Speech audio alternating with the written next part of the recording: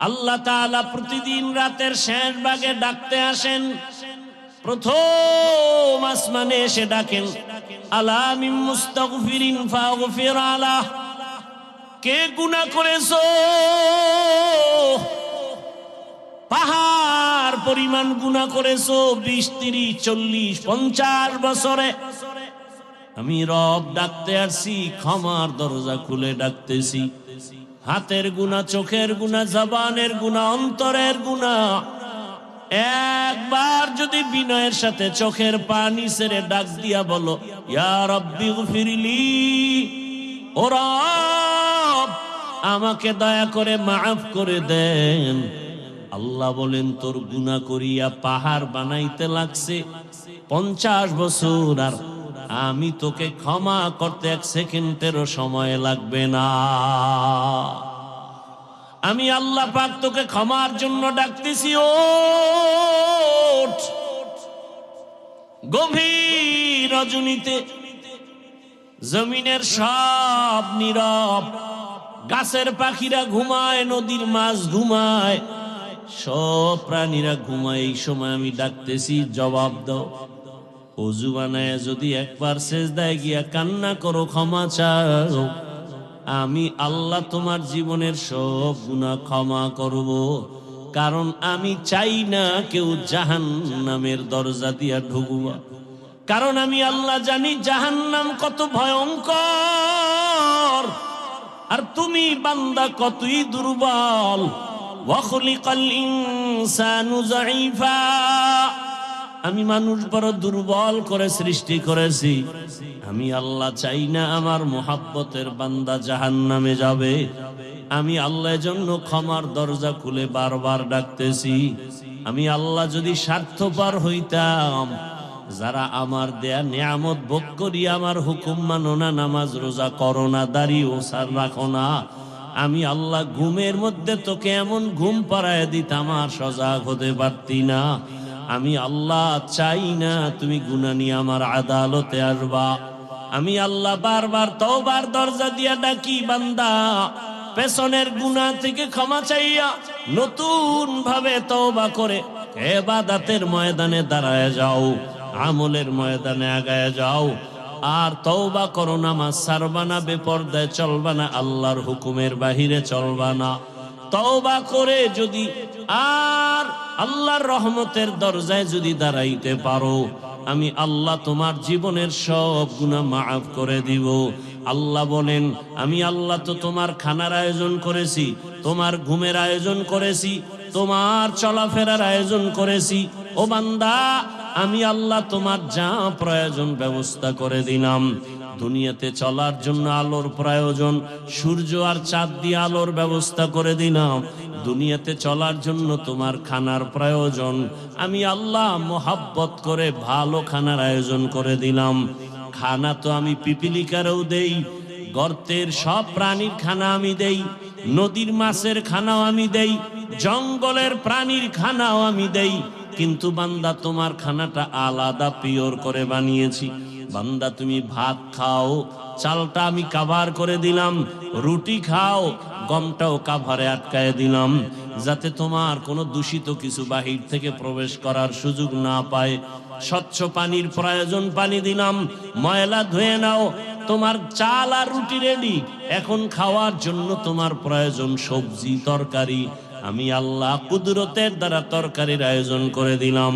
তরকারিও ready, পাকানোর জন্য মশলা দরকার, আমি আল্লাহ কুদরতের দ্বারা তোমার মশলারও ব্যবস্থা করলাম।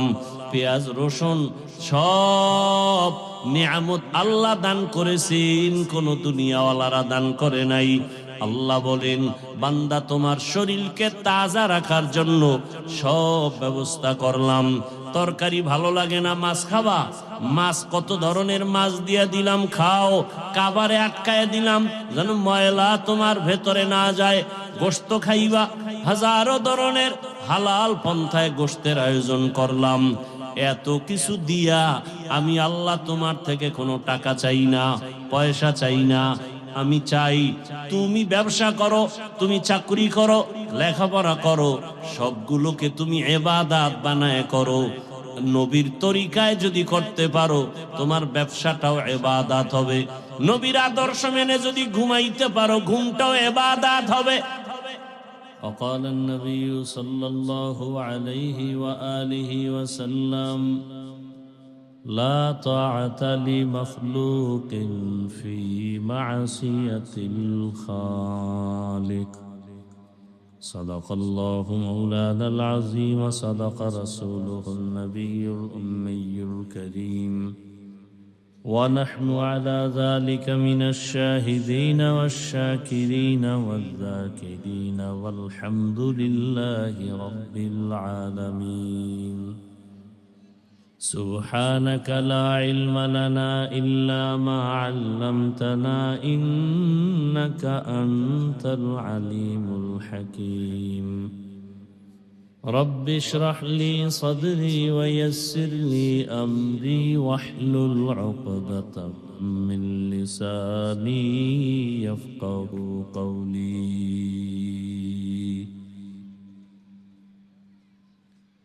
सूरज ने दिया अपनी शुआओं को ये पैगाम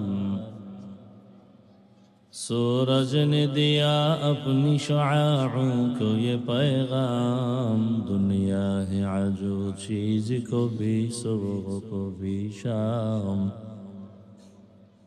दुनिया है आजो चीज को भी सुबह को भी शाम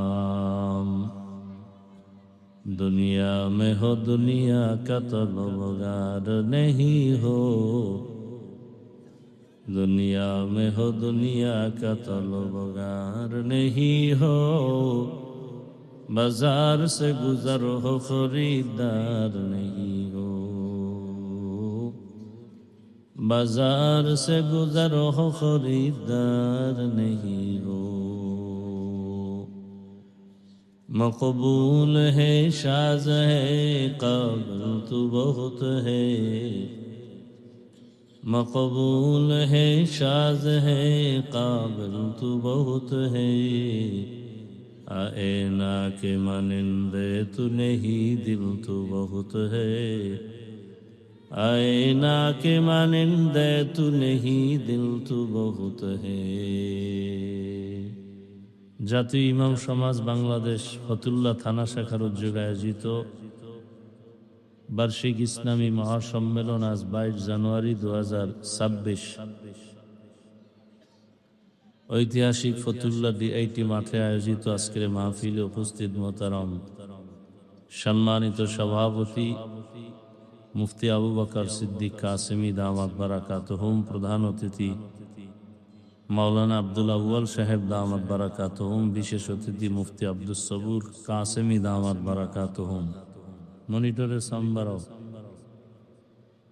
অন্যান্য হযরত উলামায়ে কেরাম, অত্র অঞ্চলের বিভিন্ন স্থান থেকে আগত আল্লাহ পাকের আশিকিন, জাকিরিন, শাকিরিন, মুহিব্বিন, মুরব্বিয়ান এজম, কলিজার টুকরা আমার সমবয়সী যুবক বন্ধুগণ, স্নেহের ছোট ভাই, পর্দার আড়ালে মা বোনেরা, আল্লাহ পাকের দরবারে শুকর যে আল্লাহ আমাদেরকে সুস্থ রেখেছেন, আলহামদুলিল্লাহ।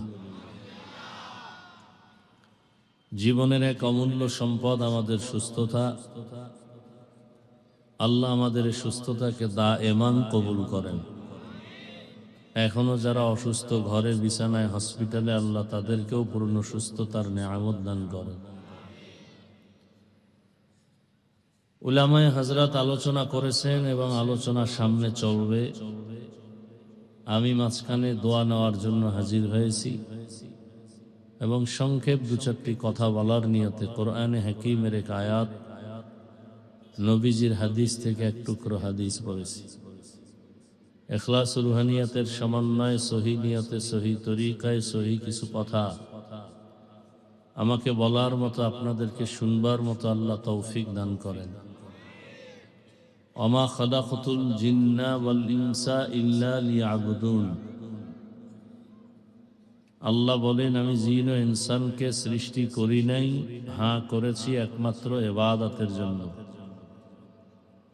নবীজি বলেন, লা তাআতা লি মাখলুকিন ফি মাসিয়াতিল খালিক। আল্লাহকে অসন্তুষ্ট করে ভিন্ন কারো হুকুম মানা পরিপূর্ণ হারাম। আয়াত হাদিসের তরজমা শেষ। হাদিসে রসুল যে কথা বললেন যে দুনিয়াতে আল্লাহ ব্যতীত বা আল্লাহকে অসন্তুষ্ট করে অন্য কারো হুকুম মানা যাবে না। এখন এখানে কয়েকটা কথা, আল্লাহর হুকুমকে অমান্য করে অন্যের হুকুম যারা মানে লোকগুলো কারা, এদেরকে আমাদের চিহ্নিত করতে হবে। দ্বিতীয়ত, অন্যের হুকুম মানে সে অন্য লোকগুলো কারা, যাদের হুকুম মানে আল্লাহকে বাদ দিয়া, এটাও আমাদের বুঝতে হবে। তৃতীয়ত, আল্লাহকে অসন্তুষ্ট করা যাবে না, তার কারণ কি? সংক্ষেপ কথা, দুনিয়াতে যারা আল্লাহকে অসন্তুষ্ট করে অন্যের হুকুমকে প্রাধান্য দেয়, এই লোকগুলোকে এক কথায় বলা যায় এরা দুনিয়া লোভী, স্বার্থপর। দুনিয়া লোভী, স্বার্থপর। এই দুনিয়া লোভী স্বার্থপর যারা, এদের ব্যাপারে আল্লাহর রাসূল কি বলেছেন? قال النبي صلى الله عليه وآله وسلم حب الدنيا رأس كل خطيئة। দুনিয়ার লোভ, ভালোবাসা সব ধ্বংসের কারণ। সাউন্ডটা ডাউন হলো কেন? উপরে উঠাও। দুনিয়ার লোভ সব ধ্বংসের কারণ। যত মানুষ দেখেন লাইনচ্যুত হয়ে গেছে সারা দুনিয়া, কিসের লোভে বলেন? জোরে বলেন। হযরতে আলী রাদিয়াল্লাহু তাআলা আনহু বলেন, আদ-দুনিয়া জিফাতুন ওয়া তুল্লাবুহা কিলাব, অথবা দুনিয়া জিফাহ ওয়া তালিবুহা কিলাব। হযরতে আলী এক সময় রসুলের আপন লোক, চাচাতো ভাই, পরে সাহাবী, পরে জামাতা, যিনি 7 থেকে 12 বছরের মাঝখানে এসে রসুলের হাতে হাত দিলেন। নবীজি কলিজা ভরে দোয়া করলেন, আনা দারুল হিকমাহ ওয়া আলিয়্যুম বাবুহা, আমি মুহাম্মদ ইলম হিকমতের ঘর, আর এই ইলম হিকমতের ঘরের দরওয়াজা আমার আলী। সে হযরতে আলী রাদিয়াল্লাহু আনহু বলেন, দুনিয়া একটা মৃত জন্তুর মতো, এর পেছনে যারা দৌড়ায় এরা কুকুরের মতো।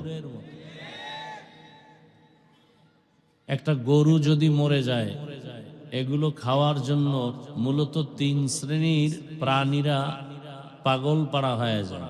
খুব খেয়াল করেন, মৃত জন্তু চতুষ্পদ, এগুলো খাওয়ার জন্য কয় শ্রেণীর প্রাণীরা পাগল? শিয়াল, শকুন আর কুত্তা। শিয়াল, শকুন, কুত্তা। হযরতে আলী শিয়ালের কথা না বলে দুনিয়াদারদেরকে কুকুরের সাথে তুলনা দিলেন, শকুনের সাথে না দিয়া। কারণ কি? এর কারণ হলো দুনিয়া লোভীরা যেই পরিমাণ দুনিয়া দুনিয়া করে পাগল পারা থাকে, অল টাইম নামাজে দাঁড়াইলেও দুনিয়া, ঘুমের মধ্যেও দুনিয়া। এই লোকগুলো শিয়ালের মতো না, এই শকুনের মতো না। কিসের মতো? কুকুরের মতো। বলে কারণ?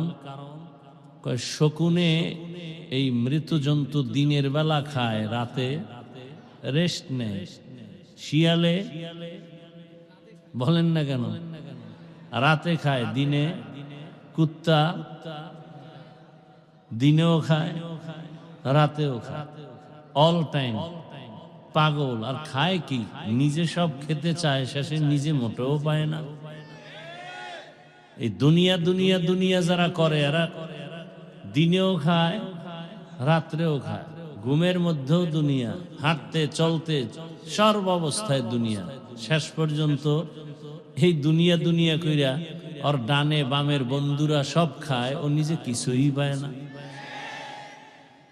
কি 10 তলা বিল্ডিংওয়ালা বিল্ডিংই কামাই করলো বানাইয়া, এখন কলাপাতা বিছায় জঙ্গলে ঘুমায় কেন? হারামে কি নাই? আরাম নাই। তাহলে দুনিয়া লোভীরাই আখেরাতের বিরুদ্ধে, ইসলামের বিরুদ্ধে, আল্লাহ রসুলের বিরুদ্ধে, কোরআনের বিরুদ্ধে অবস্থান নেয়। দুনিয়া লোভীরাই আহলে হকের বিরুদ্ধে চলে যায়, আলেমদের বিরুদ্ধে যায়। আবার আলেমরাও যে যদি লোভে পড়ে যায় তারাও উল্টা পাল্টা হয়ে যাবে। এই লোভ 3 প্রকার। দুনিয়ার লোভ কত প্রকার? হুব্বে যা, হুব্বে মাল, হুব্বে নিসওয়ান।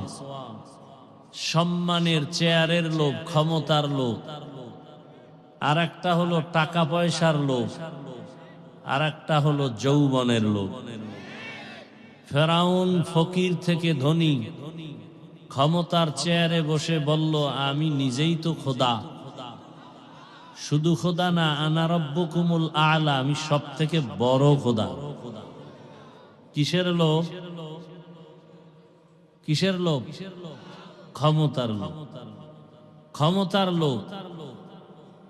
ক্ষমতার লোভে পড়ে নমরুদ ইব্রাহিম নবীর সাথে কি না বেয়াদবি করলো, ফেরাউন মুসা নবীর সাথে বেয়াদবি। এরকম সবাই। কারুন লোভে পড়ে মুসা নবীর সাথে বেয়াদবি করলো। কিসের লোভ জানা থাকলে বলেন তো? টাকার লোভ। কারুনের কিসের লোভ? টাকার লোভ। যাকাত দেয় না। আমাদের দেশে 3 লাইনের লোভী আছে না নাই? ক্ষমতার লোভে ইমামের উপরে হামলা, ক্ষমতার লোভে আলেমদের বিরুদ্ধে কথা। কি বলে হুজুরেরা আবার কেন রাজনীতি করে? মক্কার কাফের মুশরিকরা বলতো মুহাম্মদ যদি নবী হয় তো বাজারে যায় কেন? নবীরা বাজারে যাবে না। কোরআন হাদিসে যা আছে, আল্লাহ যা করতে বলেছেন, আল্লাহর হুকুম অনুযায়ী করলেই সেটা ইবাদত এবং সেটা করবে, এতে কোনো বাধা নেই। তো ক্ষমতার লোভে পড়ে বহু মানুষ নিজেকে ধ্বংস করে ফেলেছে। আবার কেউ টাকার লোভে সত্যকে মিথ্যা, মিথ্যাকে সত্য, হালালকে হারাম, হারামকে হালাল, শুধু টাকার লোভে পড়ে ভালো ভালো জিনিসকে 2 নাম্বার করে মিথ্যার আশ্রয় নিয়ে এরপরে বিক্রি করে। টাকার লোভ। কি বিক্রি করা মাল ফেরত নেওয়া হয় না, এই কথা যারা দোকানে লেখে, কিসের লোভ? কথা বলেন না কেন? টাকার লোভ। টাকার লোভে পড়ে একটা চায়ের দোকানওয়ালা চায়ের দোকান দেয় সুদের টাকায়। কিসের লোভ? টাকা। সুদের টাকায় ব্যবসা, ফ্যাক্টরি। আবার আপনারা এদেরকে নিয়ে মাথায় তুলে ঢুকাইছেন এমন জায়গায়, পৃথিবীতে মসজিদ থেকে দামি কোনো জায়গা আছে? আছে? সেই জায়গার সদস্য একটা সুদখোর হলো কেন? মসজিদের কমিটির মধ্যে সুদখোর আসলো কেন? যেই সুদখোর অল টাইম তার মা, আপন মায়ের সাথে জিনার গুনায় লিপ্ত, যেই সুদের সাথে জড়িত বান্দার নামাজ, রোজা, হজ, যাকাত কিছুই কবুল হবে না, সে মসজিদের মতো জায়গার দায়িত্বে আসলো কিভাবে? এই জনগণের কারণে। জনগণ টাকার লোভে পড়ছে, আর এদেরকে টাকার লোভ দেখাইয়া তারা আবার ক্ষমতার লোভ পরে ক্ষমতা অপব্যবহার করে। কেমন লোভে পড়ছেন আপনারা? অপেক্ষায় আছেন আসবে কবে সে ভোটের আগের রাত, টাকায় সব বিক্রি হয়ে যাবেন পশুর দামে। পশুর দামে বিক্রি হলেও তো ভালো। বাজারে একটা ভালো মানের মুরগি কিনলে 800 থেকে 1000 টাকার প্রয়োজন। ভালো মানের একটা ছাগল কিনলে ফতুল্লায় 15 থেকে 20,000 টাকার প্রয়োজন। একটা গরু কিনলে কত? 1 লাখ। আর সোনার বাংলার আশরাফুল মখলুক আপনারা ভোটের আগের রাতে বিক্রি হবেন বাজার দরে 500 টাকায়। তার মানে আপনার দামটা ছাগলের সমানও নাই। কি বুঝলাম? যে আপনি ছাগলের থেকেও খারাপ, আপনি গরুর থেকেও খারাপ, আপনি শূকর থেকেও খারাপ, আপনি কুকুর থেকেও খারাপ। আপনি মানুষ না অমানুষ। আপনি কি? অমানুষ। যেই চোরারা শ্বশুর বাড়ির থেকে যৌতুক খায়, ওরা আজীবন বউয়ের গোলাম হয়ে থাকে, কথা বলতে পারেন। নেতা ফেতা গো টাকা খাইয়া এরপরে এগো আল্লাহর ঘরের মধ্যে ঢুকানো হলো।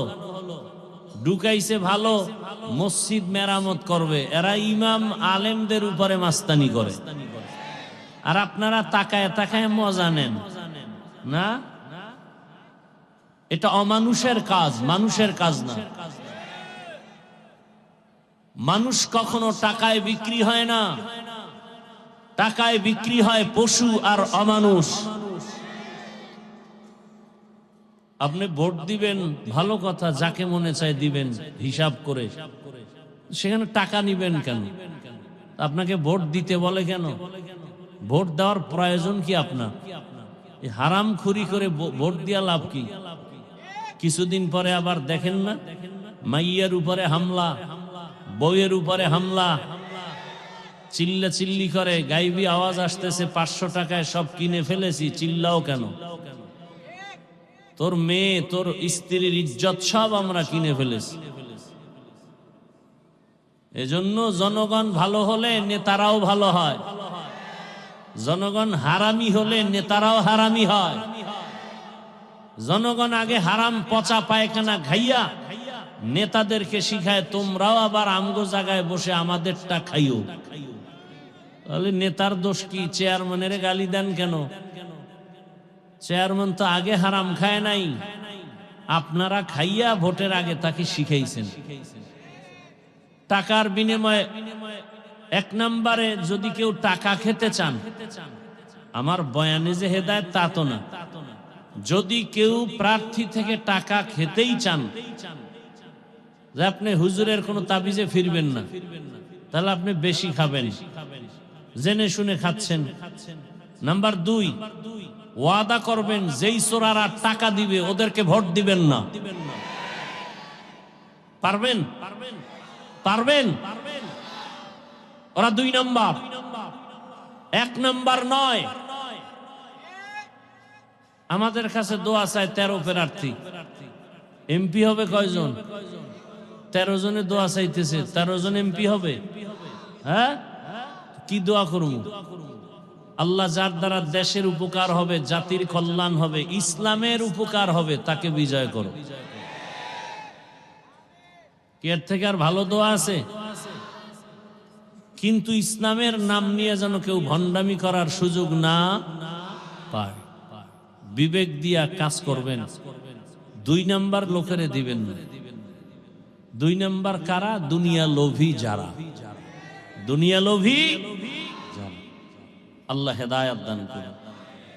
তাহলে এই দুনিয়া লোভীরা আল্লাহর হুকুম অমান্য করে দুনিয়াতে অন্যের হুকুম মানে, নেতার হুকুম, মা বাবার হুকুম। এক কথায় আল্লাহকে বেজার করা যাবে না। প্রশ্ন হলো, বেজার করা যাবে না কেন? বলে দুনিয়াতে আল্লাহকে বেজার করে কাকে খুশি করবা? যাকে করবা সে স্বার্থপর, চান্দাবাজ আর ধান্দাবাজ। একমাত্র নিঃস্বার্থ আমাদেরকে ভালোবাসেন আমার আল্লাহ।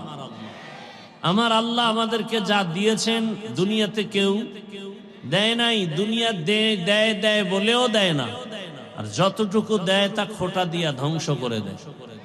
আর আমার আল্লাহ দেওয়ার দরজা অল টাইম খুলে রাখছেন, অল টাইম। রাতের গভীরে তুমি আল্লাহকে ডাকবা, আল্লাহ বলেন লাব্বাইকা ইয়া আবদি। 1 সেকেন্ডের জন্য দরওয়াজা বন্ধ নাই, সমুদ্রের মাঝে গিয়া যদি ডাক দাও ইয়া রব, আমার আল্লাহ সেখানেও জবাব দিবেন লাব্বাইকা ইয়া আবদি। আমার আল্লাহকে মহিলারাও ডাকলে জবাব দিবেন, পুরুষেরাও ডাকবে জবাব। এমন কি কোন বিধর্মীয় যদি আল্লাহকে ডাকেন আল্লাহ জবাব দেন। এক আল্লাহর বান্দা মূর্তি পূজা করে, একটা মূর্তি সামনে নিয়ে সনম সনম সনম বলে জিকির করে। হঠাৎ তার অজান্তে জবান থেকে সনম শব্দ বের হওয়ার পরিবর্তে বের হয়ে গেল সমাদ, আল্লাহুস সামাদ। এত বছর যে সনম সনম বলে ডাকছে কোনো আওয়াজ নাই, আজ সমাদ শব্দ যখন বের হয়ে গেল সাথে সাথে গাইবি আওয়াজ লাব্বাইকা ইয়া আবদি। আল্লাহর বান্দা বলেন, এত বছর আমি সনম সনম বলে ডাকলাম কোনো জবাব নাই, আজ আমার জবান থেকে সমাদ শব্দ বের হলো, জবাব আসলো কে আপনি। আবার জবাব আসলো আনা রব্বুক, আমি তোমার রব। আমি অপেক্ষায় ছিলাম কখন তুমি আমাকে রব বলে ডাকবা, আল্লাহ বলে ডাকবা, আমার দরজায় ফিরে আসবা। কারণ তোমাকে কথা বলার শক্তি তোমার মা বাবা কেউ দেয় নাই, আমি আল্লাহ তোমাকে কথা বলার শক্তি দিলাম। দুনিয়াতে আমি আল্লাহ তোমাকে যখন পাঠিয়েছি তুমি দাঁড়াইতেও পারো না, কথা বলতেও পারো না। তুমি দুনিয়াতে আসার পরে তোমার একটাই পুঁজি কান্নার আওয়াজ, আর তোমার কান্নার আওয়াজ দিয়া কখন কি তোমার প্রয়োজন, এই প্রয়োজনটা তোমার বাবাও বুঝে না, একমাত্র তোমার মা বুঝে বুঝে সব আয়োজন করেছে। তুমি কান্না করেছো, বুঝাইতে চেয়েছো তোমার বড় ক্ষুধা লাগছে, মা তোমার কান্নার ভাষা বুঝে খানার আয়োজন করেছেন। তুমি কান্না করেছো, মা সারা বাবা পর্যন্ত বুঝে নাই। বাবায় বলে বাচ্চা কাঁদে কেন, খানা দেও। মা বলে 5 মিনিট আগে খানা দিয়েছি, আবার কেন খানা দিব। বাবায় বলে তো কান্না করে কেন, মা বলে এই কান্নাটা তার ঘুমের আগের কান্না, খানার কান্না না। ঘুম যাবে বিদায় বাচ্চা এখন কান্না করে। আল্লাহ বলেন, আমি আল্লাহ তোরে দুনিয়াতে পাঠানোর পর একটা মা বাবাও কোনোদিন আমাকে বলে নাই কথা বলার শক্তি দাও। কোনদিন তোর মা বাবা বলে নাই আমার সন্তানের দাঁত নাই, দাঁত দাও, হাঁটতে পারে না, হাঁটার শক্তি দাও। যখন যেটার প্রয়োজন আমি আল্লাহ চাওয়ার আগে সব ব্যবস্থা করে দিয়েছি। আমি আল্লাহ পাক সব কিছুর আয়োজন করেছি। তোরে হাঁটার শক্তি দিলাম, কথা বলার শক্তি দিলাম, দেখার শক্তি দিলাম। এখন তুই কচি কণ্ঠে আব্বু বলে ডাক দাও, বাবার কলিজা ঠান্ডা হয়। কচি কণ্ঠে তুই আম্মুকে আম্মু বলে ডাক দাও, মায়ের কলিজা ঠান্ডা হয়। আমি আল্লাহ বাধা দেই নাই। তুই মাকে মা বলে ডাকবি, বাধা নাই। বাবাকে বাবা বলে ডাকবি, বাধা নাই। কিন্তু তোর মা বাবা সামান্যতম তোমার খানা দানা বস্ত্র বাসস্থানের ব্যবস্থা করেছে, আর আমি আল্লাহ যে তোরে জিব্বা নামের মেশিন দিয়া কথা বলার শক্তি দিলাম। আমি আল্লাহ অপেক্ষায় থাকি। মাকে ডাকো, বাবাকে ডাকো, মাঝে মাঝে আমি আল্লাহকে একবার আল্লাহ বলে ডাক দিবা। যদি একবার আল্লাহ বলে ডাক দেও, আমি আল্লাহ তোমার দিলের হালাত জানি, চাওয়ার আগেই সব ব্যবস্থা করে ফেলবো। আতিনা ফি দারে দুনিয়া না হাসান, আতিনা ফি দারে উকবা না হাসান, ইয়া গিয়াসাল মুস্তাগীসিন ইহদিনা লাফতিখারা বিল উলুমে ওয়াল গিনা।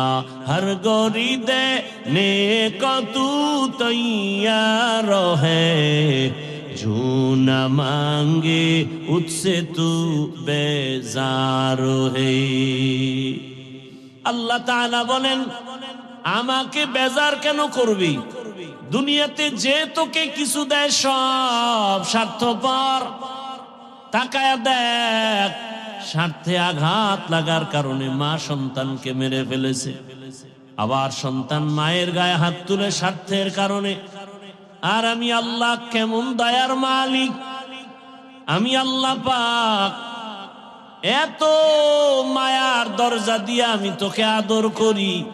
আমি যদি সামান্যতম স্বার্থপর হইতাম, আমার দেওয়া পানি, আমার দেয়া সূর্যের আলো, চাঁদের আলো, আমার দেয়া জমিনের ফসল, গাছের ফল, নদীর মাছ খাও, আবার আমার দেওয়া নেয়ামত ভোগ করিয়া আমার হুকুম মতো নামাজে যাও না।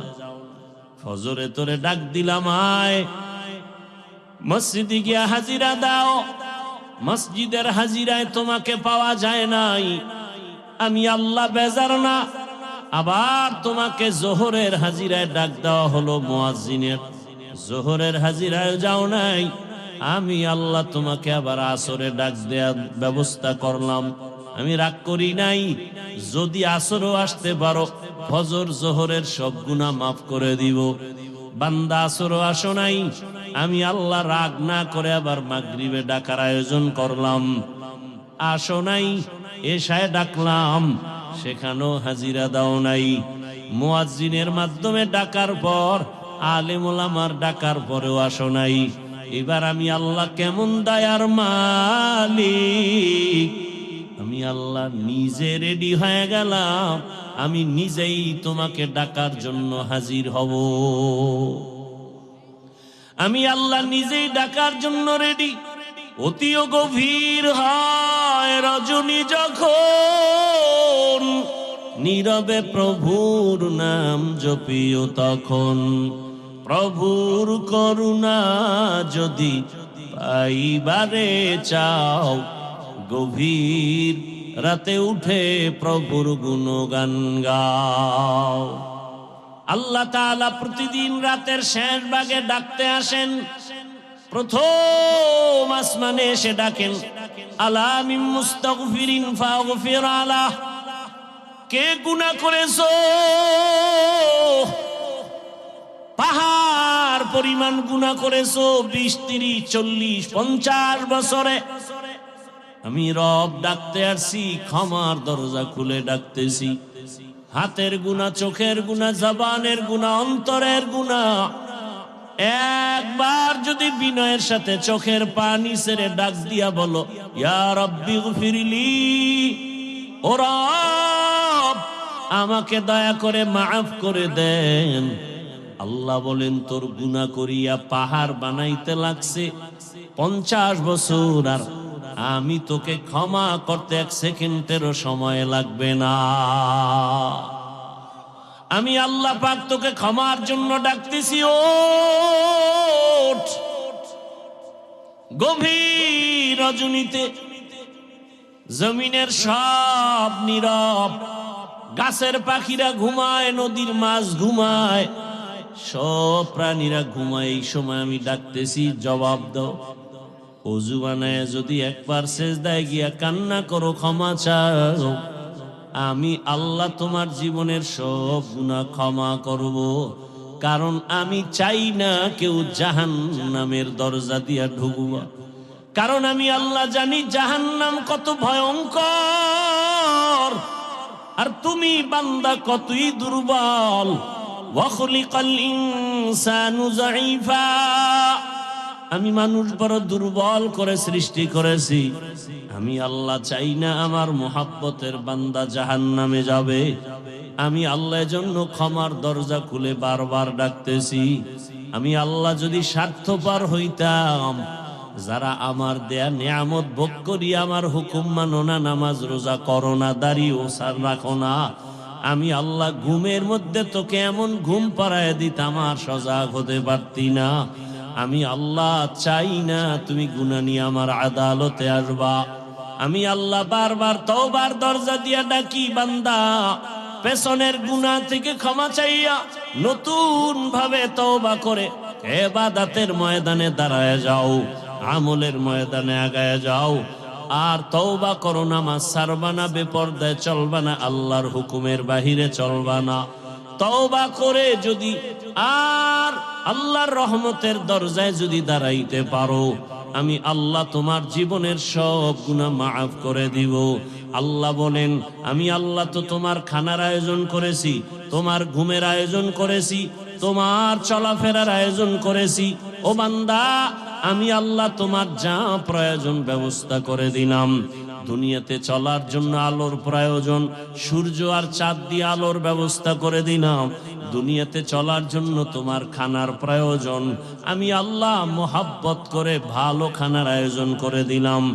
খানা তো আমি পিপিলিকারও দেই, গর্তের সব প্রাণীর খানা আমি দেই, নদীর মাছের খানাও আমি দেই, জঙ্গলের প্রাণীর খানাও আমি দেই। কিন্তু বান্দা, তোমার খানাটা আলাদা পিওর করে বানিয়েছি। বান্দা, তুমি ভাত খাও, চালটা আমি কাভার করে দিলাম, রুটি খাও, গমটাও কাভারে আটকায় দিলাম, যাতে তোমার কোনো দূষিত কিছু বাহির থেকে প্রবেশ করার সুযোগ না পায়। স্বচ্ছ পানির প্রয়োজন, পানি দিলাম, ময়লা ধুয়ে নাও। তোমার চাল আর রুটি রেডি, এখন খাওয়ার জন্য তোমার প্রয়োজন সবজি তরকারি, আমি আল্লাহ কুদরতের দ্বারা তরকারির আয়োজন করে দিলাম। তরকারিও রেডি, পাকানোর জন্য মশলা দরকার, আমি আল্লাহ কুদরতের দ্বারা তোমার মশলারও ব্যবস্থা করলাম। পেঁয়াজ রসুন সব নিয়ামত আল্লাহ দান করেছেন, কোন দুনিয়াওয়ালারা দান করে নাই। আল্লাহ বলেন, বান্দা তোমার শরীরকে তাজা রাখার জন্য সব ব্যবস্থা করলাম। তরকারি ভালো লাগে না, মাছ খাবা, মাছ কত ধরনের মাছ দিয়া দিলাম, খাও, কাবারে আটকায় দিলাম যেন ময়লা তোমার ভেতরে না যায়। গোশত খাইবা, হাজারো ধরনের হালাল পন্থায় গোশতের আয়োজন করলাম। এত কিছু দিয়া আমি আল্লাহ তোমার থেকে কোনো টাকা চাই না, পয়সা চাই না। আমি চাই তুমি ব্যবসা করো, তুমি চাকরি করো, লেখাপড়া করো, সবগুলোকে তুমি ইবাদত বানায় করো। নবীর তরিকায় যদি করতে পারো, তোমার ব্যবসাটাও ইবাদত হবে। নবীর আদর্শ মেনে যদি ঘুমাইতে পারো, ঘুমটাও ইবাদত হবে। নবীজির আদর্শ মেনে যদি খানা খাও, ইবাদতে পরিণত হয়ে যাবে।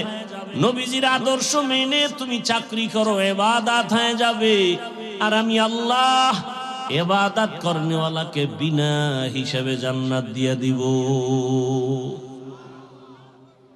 ইবাদত, অনেকে মনে করে তসবিহ নাও, পাগড়ি লাগাও, মসজিদে গিয়া জিকির আজকার করো, তেলাওয়াত করো, নামাজ পড়ো, ইবাদত শেষ। না, দুনিয়াতে তুমি যখন যা করবা সবগুলো রাসূলের আদর্শ মতো করো, সব ইবাদত। আল্লাহ পাক সে নিয়ম পদ্ধতি কোরআনে রাসূলের মাধ্যমে হাদিসে দিয়েছেন। পরিবার কেমনে চালাইবা, নবীজি নিজে প্র্যাকটিক্যাল দেখায় গেছেন, থিওরিক্যাল পদ্ধতিও কোরআন হাদিসে দিয়েছেন। পরিবার, সমাজ, রাষ্ট্র, সব বিষয় ইসলামের দিক নির্দেশনা আছে না নাই? আছে। মাইনা নবীর আদর্শ মতো চললেই সব কিছু তার ইবাদতে পরিণত হয়ে যাবে। আল্লাহ আমাদের বুঝার, আমল করার তৌফিক দান করেন। আরো আস্তে করে বলি,